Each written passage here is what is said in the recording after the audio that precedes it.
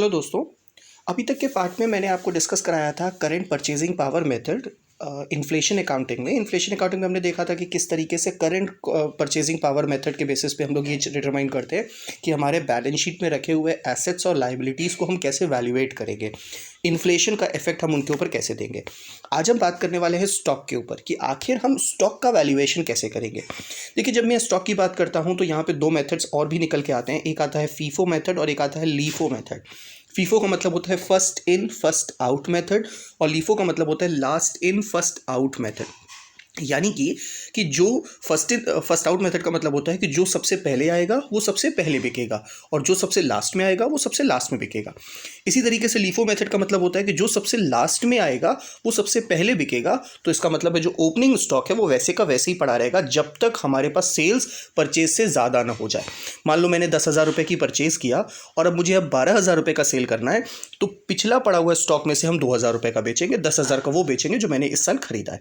ये कॉन्सेप्ट होता है फीफो और लीफो का। बेसिकली आइए इसको एक बार अच्छे से समझते हैं और इसके बाद इसका एक प्रैक्टिकल क्वेश्चन भी देख लेते हैं कि किस तरीके से इसको वैल्यूएट किया जाता है।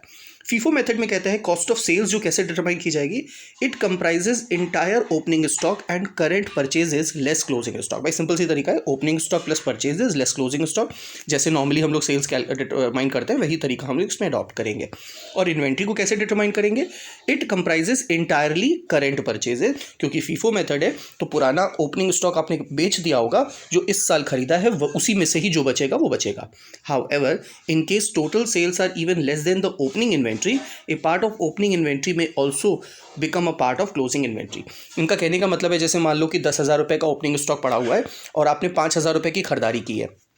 इस सिचुएशन में अब आपको अगर मान लो 7,000 रुपये का बेच रहा है तो 5,000 का इस साल आपने खरीदा है, 5,000 का आपने वो बेच दिया होगा, प्लस क्योंकि 2,000 एक्स्ट्रा बेचना है तब आपको ओपनिंग इन्वेंट्री में से बेचना पड़ेगा और ओपनिंग इन्वेंट्री आपका बैलेंस भी बच जाएगा। इसी तरह से last in first out method देख लेते हैं।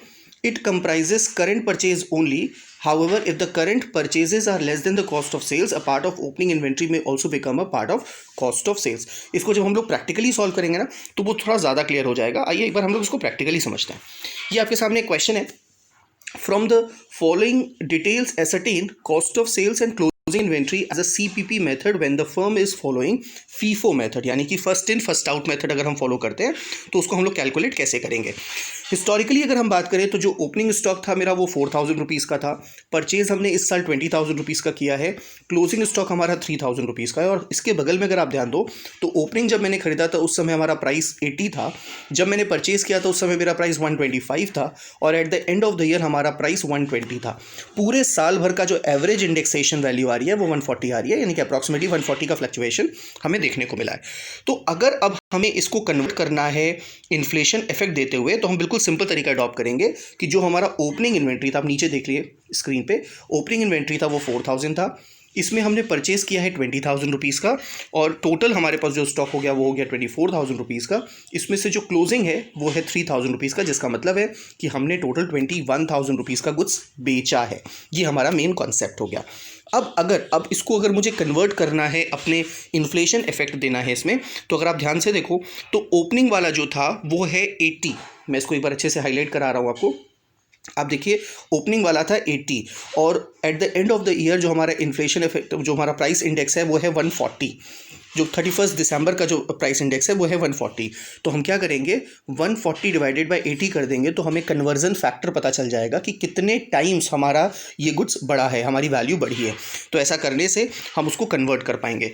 यही कॉन्सेप्ट हम हर जगह यूज़ करेंगे। तो ओपनिंग के लिए अगर आप ध्यान से देखिए तो 80 और 140, मैं पेन की कलर चेंज कर दे रहा हूँ जिससे थोड़ा सा क्लियर रहेगा कि मैं इसको अच्छे से और एक्सप्लेन कर पाऊँगा। तो 80 और 140 ये हम लोगों ने यहाँ पे अप्लाई किया और इसके बेसिस पे हमारा जो कन्वर्जन रेट आ गया वो 7,000 आ गया। इसी तरीके से परचेजेस की अगर आप बात करिए तो परचेज हमने किया है 125 पे और आज की डेट में जो मेरी वैल्यू है 140 है। तो आप इधर देखिए तो 140 डिवाइडेड बाय 125 और उसको मैंने मल्टीप्लाई कर दिया 20,000 से, तो हमारी वैल्यू आ गई 22,400। इसी तरीके से क्लोजिंग स्टॉक के केस में अगर आप बात करो तो क्लोजिंग स्टॉक पे 120 और 140, तो 140 डिवाइडेड बाय 120 का हम लोगों ने कन्वर्जन किया और 3,000 से मल्टीप्लाई कर दिया तो ये हो गया 3,500 रुपीज़ और इसके बाद जो नेट आंसर आ गया वो आ गया 25,900 रुपीज़। दैट मीन्स हिस्टोरिकली जो गुड्स मैंने खरीदा है वो 21,000 रुपीज़ का है, बट अगर हम उसमें इन्फ्लेशन का इफेक्ट दे दें और हम फीफो मेथड फॉलो करते हैं तो हमारी वैल्यू हो जाएगी 25,900 रुपीज़ का। इसको क्योंकि ये एसेट है तो ये जो डिफरेंस आपको नज़र आ रहा है ये मेरा लॉस नज़र आ रहा है। हमने 21,000 दिखा रखा है बट एक्चुअली इसका जेन्युइन प्राइस जो होनी चाहिए वो 25,900 होनी चाहिए, बट क्योंकि हम 21,000 में इसको बेचेंगे तो ये मेरे लिए एक लॉस हो जाएगा। लेकिन हाँ, अगर हम इसको 25,900 में बेचेंगे तो ये मेरे लिए प्रॉफिट हो जाएगा।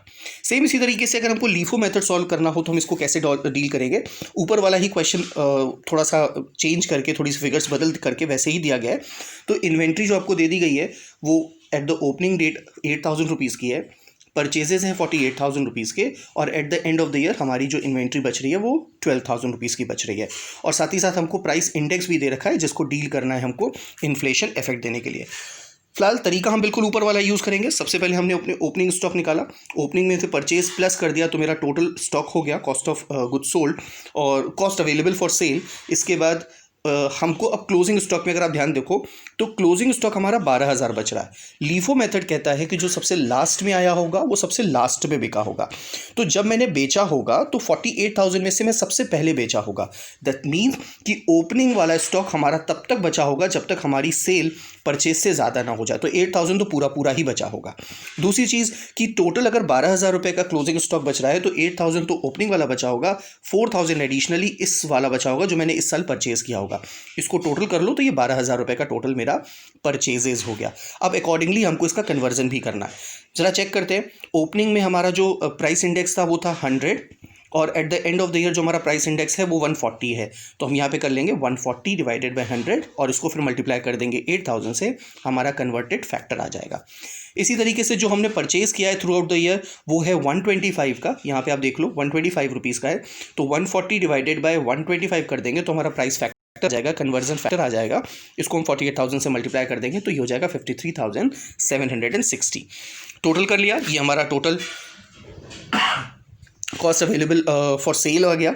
इसके बाद फिर हमारे जो ओपनिंग इन्वेंट्री है ये बिल्कुल सेम इसी फिगर्स पे जाएगा क्योंकि इसमें तो कोई चेंज हुआ नहीं है। वो जो प्राइस फैक्टर पहले था वही प्राइस फैक्टर आज भी वही स्टॉक हम लेकर के बैठे हैं, और जो परचेजेस वाला था उसको मैंने एज इट इज़ परचेजेस वाले क्लोजिंग स्टॉक में उठा के रख दिया। तो 140 डिवाइडेड बाई 125, और ऐसा करने से फिर हमने इनकी वैल्यूज़ को भी कन्वर्ट कर लिया। तो यहाँ पे लीफो मेथड से मुझे पता चला कि जो हिस्टोरिकल गुड्स मेरे 44,000 रुपीज़ के हैं आज की डेट में उनकी वैल्यू 49,280 रुपीज़ है। तो अगर हम 49,280 रुपीज़ में बेचेंगे तो हमें प्रॉफिट हो जाएगा, एक्स्ट्रा एडिशनल प्रॉफिट हो जाएगा ड्यू टू इन्फ्लेशन इफेक्ट। और अगर हम इसको 44,000 में ही बेचेंगे तो ये मेरे लिए एक नुकसान का सौदा हो जाएगा। होपफुली यहाँ तक की बातें समझ में ज़रूर आई होंगी आप लोगों को। इसके आगे वाले पार्ट में मैं इसके आगे के दूसरे मेथड्स भी डिस्कस करूँगा। Thank you for watching this video. Have a nice day.